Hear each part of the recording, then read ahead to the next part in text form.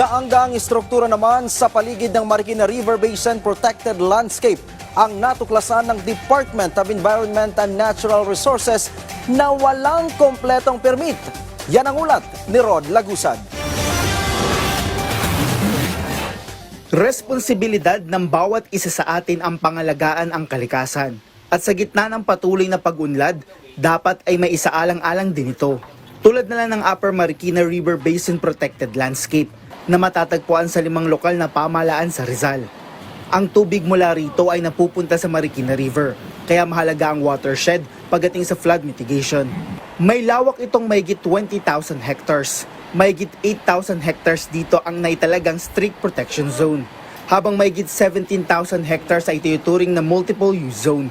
Kasunod ng inutos ni Environment Secretary Maria Antonia Yulo Lizaga sa pag-review sa mga istruktura dito, lumabas na mula sa 247 na istruktura dito as of February 2024, 3 lang ang kompleto ang permit. Ang pagkakaroon ng Protected Area Management Board o PAMB clearance, Environmental Compliance Certificate o ECC at Special Use Agreement in Protected Areas o SAPA. Kulang ang requirements na natitirang 244 at nasa 237 ang walang parehong PAMB clearance at ECC. Bago pa nito, sa mga nakaraang mga taon, marami na rin binigyan ng show cause order ang DNR. Dahil sa isinagawang review, maraming nabigyan ng notice of violation at isa na rito ang Mount Puro Nature Reserve sa Barangay Calaue sa Antipolo na kalaunan ay isinara. Ito ay pinamamahalaan ng Mount Puro Nature Reserve Foundation. Pero matapos maging compliant sa requirements ng DNR, bukas na muli ito sa publiko. Ayon sa head ng foundation na si Toto Malvar, huling bahagi ng 1980s nang dumating siya sa lugar. Kwento niya, kalbo pa ang lugar noon. Kung kanya po, ako ay inyong nasilayan. Ang lupang kinatitirikan ng Nature Reserve ay bahagi ng ancestral domain ng mga katutubong dumagat. Baon ng layong matulungan ng lugar at makapagtanim ng mga puno. Daan-daan siyang nakisalamuha, nakipamuhay at kalaunan, nakuha ang tiwala at naging bahagi ng komunidad. Mula dito, kanyang tinulungan na mabigyan ng kabuhayan ng mga dumagat sa lupang pag-aari nila. Katuwang ni Malvar ang kanyang buong pamilya, ang kanyang asawang si Baby at mga anak, kung saan ang isa dito ay tumatayong community doctor sa lugar. We want to empower them economically, spiritually, socially. Ayaw namin ng giveaway, yung bigay ka na lang ng bigay. Dapat alagaan mong sarili mo para maalagaan ka. Direktang nabigyan ng kabuhayan ng mga dumagat sa pagtatanim at pagiging empleyado sa Nature Reserve na nakatulong para mabago ang buhay ng komunidad, kabilang na ang pamilya ni Mang Kanor.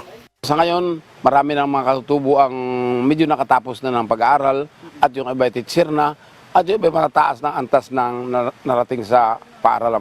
Maganda ang aking pakiramdam dahil na dati ang aming mga ninuno ay wala nakapag-aral kay pangalan nga nila. Hindi, alam nila ang pangalan na pero nila kaya isulat.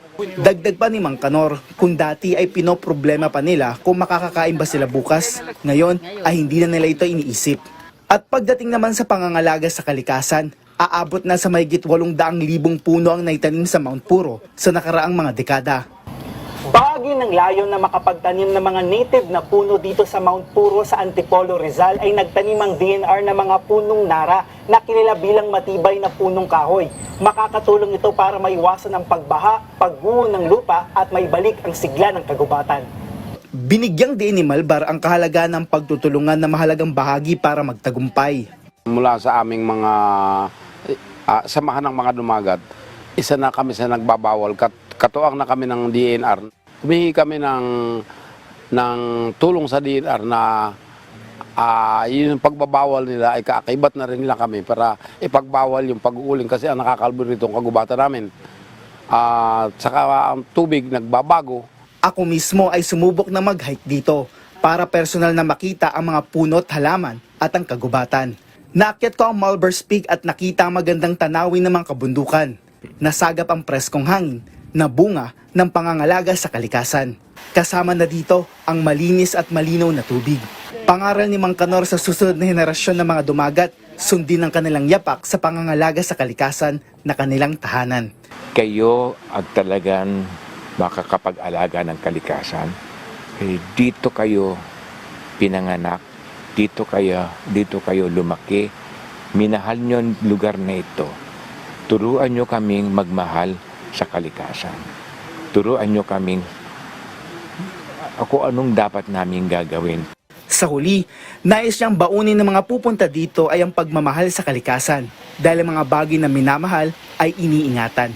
Rod Lagusad, para sa Pabansang TV sa Bagong Pilipinas.